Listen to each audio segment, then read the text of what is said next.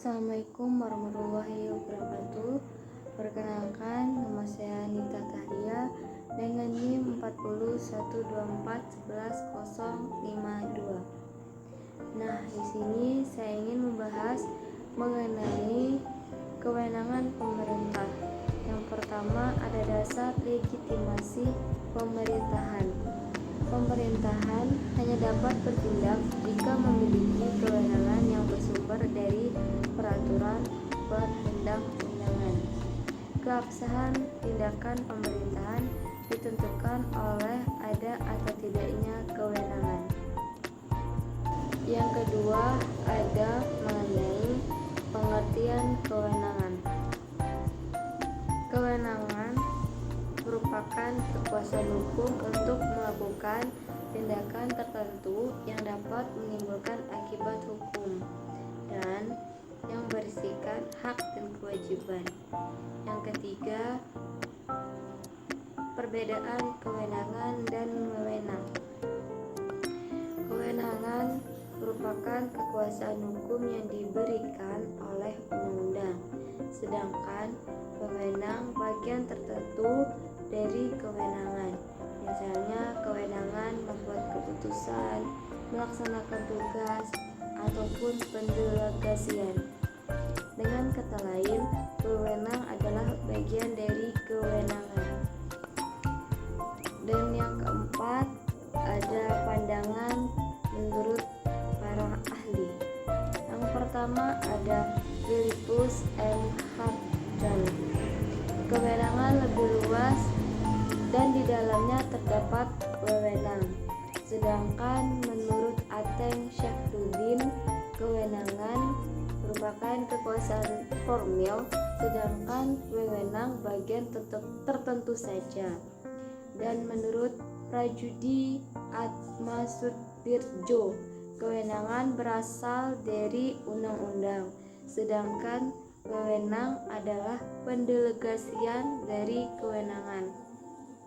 Dan yang kelima, ada undang-undang yang mengatur mengenai administrasi pemerintahan, yaitu Undang-Undang Nomor 30 Tahun 2014. Dan juga ada pasal yang mengatakan bahwa wewenang hak untuk mengambil keputusan atau tindakan pemerintahan, sedangkan kewenangan merupakan kekuasaan untuk bertindak dalam ranah hukum publik.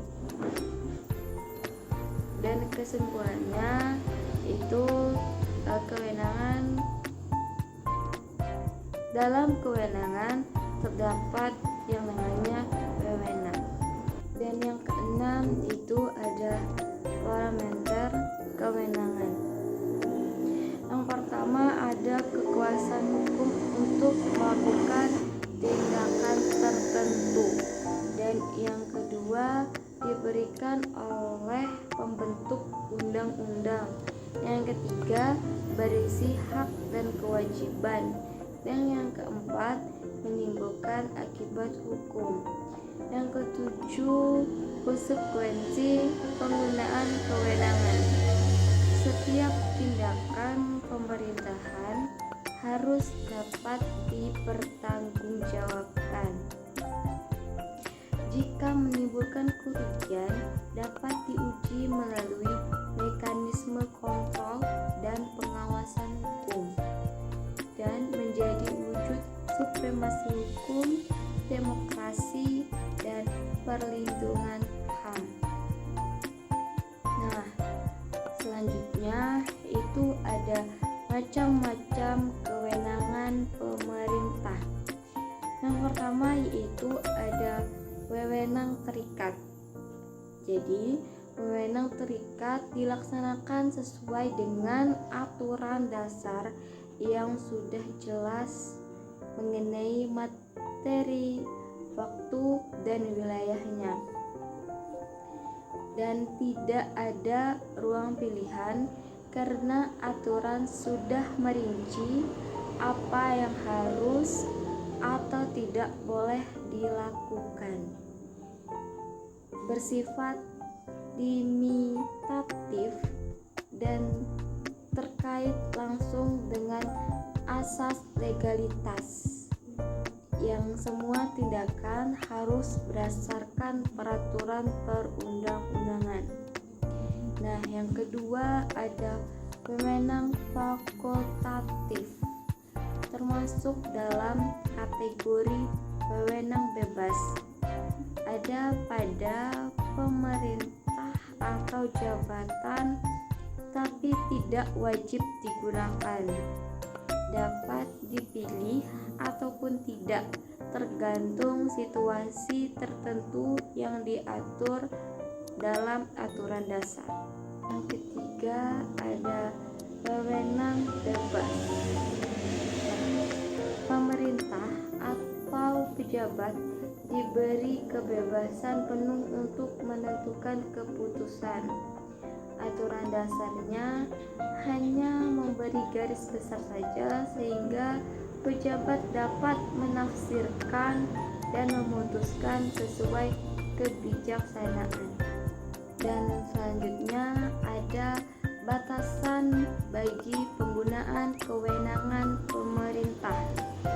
Yang pertama yaitu ada aspek substansi, waktu dan tempat. Jika dilanggar, tindakan pemerintah menjadi tidak sah atau disebut tindakan tanpa wewenang. Yang kedua yaitu ada jenis-jenis menurut A.D. Bellingfand. Yang pertama yaitu ada retiwan loci, tidak berwenang dari segi wilayah. Yang kedua ada retiwan temporis, tidak berwenang dari segi waktu. Dan yang ketiga ada retiwan materi, tidak berwenang dari segi materi atau urusan. Nah, yang ketiga yaitu ada pasal 15 Undang-Undang Administrasi Pemerintah. Wewenang jabatan dibatasi oleh wewenang pejabat dibatasi oleh yang pertama, tegang waktu berlakunya wewenang, yang kedua, wilayah berlakunya wewenang, dan yang ketiga, cakupan bidang atau materi wewenang. Yang keempat ada on befogged absolute, tindakan pemerintah yang sama sekali tidak didasarkan pada atribusi, delegasi, atau mandat, termasuk tindakan melampaui wewenang. Yang kelima ada pasal 17 ayat 2 huruf A Undang-Undang 30 tahun 2014 mengatur istilah melampaui wewenang yang identik dengan konsep ultra-vires. Istilah tanpa wewenang digunakan dalam sistem Rechtsstaat. Istilah melampaui wewenang dipakai lebih luas pada pejabat pemerintah maupun penyelenggara negara lainnya. Dan ada sumber kewenangan. Yang pertama ada asal kewenangan, bersumber dari konstitusi dan undang-undang, merupakan perwujudan dari supremasi hukum. Yang kedua ada cara memperoleh kewenangan. Ada yang pertama itu ada atribusi, pemberian wewenang baru oleh undang-undang dasar atau undang-undang. Melekat pada jabatan, bersifat asli bukan turunan. Yang kedua ada delegasi, pelimpahan wewenang dari pejabat yang lebih tinggi kepada pejabat lain. Tanggung jawabnya beralih sepenuhnya kepada penerima. Yang ketiga yaitu ada mandat, penugasan dari atasan kepada bawahan untuk bertindak atas nama pemberi mandat. Tanggung jawab tetap pada pemberi mandat. Yang ketiga ada ciri-ciri atribusi, menciptakan kewenangan baru, tidak menimbulkan kewajiban laporan, harus berdasarkan peraturan perundang-undangan, bisa dilimpahkan kepada orang lain. Yang keempat, ada syarat delegasi.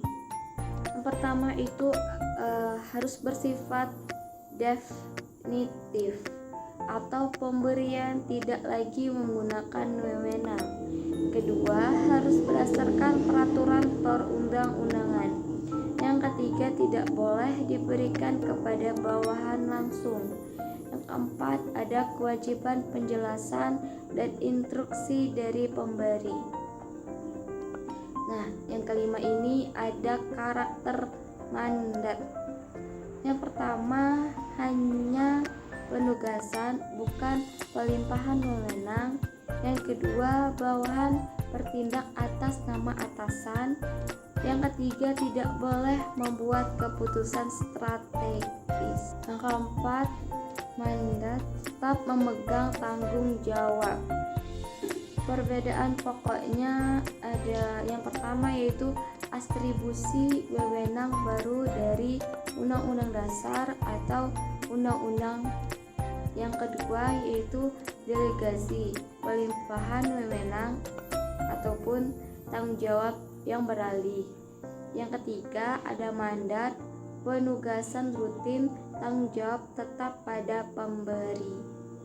Selanjutnya ada diskresi, wewenang aparat pemerintah untuk mengambil keputusan atau tindakan dalam kondisi hukum tidak jelas, kosong atau stagnan. Diatur dalam pasal 1 Undang-Undang Nomor 30 Tahun 2014. Yang kedua ada bentuk kebebasan pemerintahan. Yang pertama ada kebebasan interpretasi, menafsirkan aturan yang belum atau tidak jelas. Yang kedua ada kebebasan penilaian, menilai kondisi faktual sebelum melaksanakan kewenangan. Yang ketiga ada kebebasan kebijaksanaan, menentukan boleh atau tidak melaksanakan tindakan berdasarkan boleh atau dapat dalam norma hukum. Yang ketiga ada tujuan diskresi, pasal 22 Undang-Undang 30 tahun 2014. Yang pertama ada melancarkan penyelenggaraan pemerintahan. Yang kedua mengisi kekosongan hukum. Yang ketiga memberikan kepastian hukum. Yang keempat mengatasi stagnasi pemerintahan untuk kepentingan umum. Yang keempat ruang lingkup diskresi, pasal 23. Yang pertama ada saat ada pilihan tindakan dalam aturan. Yang kedua saat aturan tidak mengatur atau kekosongan hukum. Yang ketiga saat aturan tidak lengkap atau tidak jelas. Yang keempat saat ada stagnasi pemerintahan demi kepentingan umum, misalnya ada bencana, wabah atau konflik. Yang kelima ada batasan atau pengawasan. Diskresi tidak bebas absolut, harus sesuai asas umum pemerintahan yang baik atau AUPB. Penyalahgunaan dapat diuji di pengadilan. Yang keenam ada syarat sah diskresi, pasal 52. Ada pejabat yang berwenang sesuai prosedur, substansi sesuai objek keputusan. Yang ketujuh ada pertimbangan dalam penggunaan diskresi.